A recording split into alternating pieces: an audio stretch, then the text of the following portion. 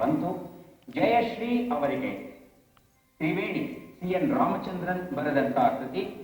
ತ್ರಿವೇಣಿ ಅವರ ಕೃತಿಗಳ ಒಂದು ಒಳನೋಟ ಸಿಗುತ್ತೆ ಈ ಒಂದು ಪುಸ್ತಕದಲ್ಲಿ. ಅಭಿನಂದನೆಗಳು.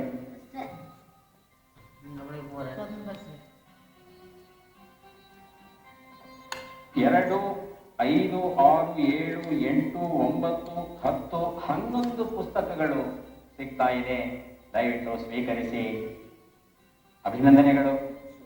ಜೊತೆಗೆ ಭಾರತ ರತ್ನ ಸೀರೀಸ್ ಅಲ್ಲಿ ಪ್ರಕಟವಾಗಿರುವ ಸ್ವರಗಂಗಾ MS ಸುಬ್ಬಲಕ್ಷ್ಮಿ ಅವರ ಅಡಕ ಮುದ್ರಿಕೆ ಮತ್ತೊಮ್ಮೆ ಅಭಿನಂದನೆಗಳು.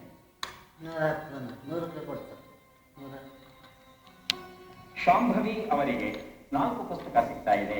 ಸ್ವೀಕರಿಸಿ. ಅಭಿನಂದನೆ.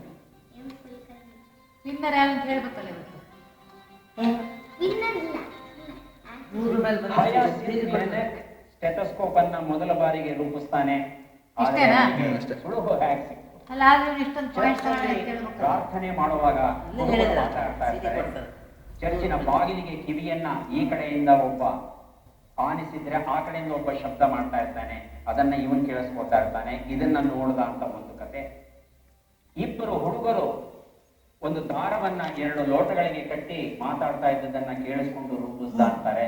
ಹೇಗಾದ್ರೂ ಆಗಲಿ ಸ್ಟೆಥೋಸ್ಕೋಪ್ನಂತೂ ರೂಪಿಸಿ ದೊಡ್ಡ ಉಪಕಾರವನ್ನ ಮಾಡಿದ್ದಾನೆ ಲೆನೆನ್.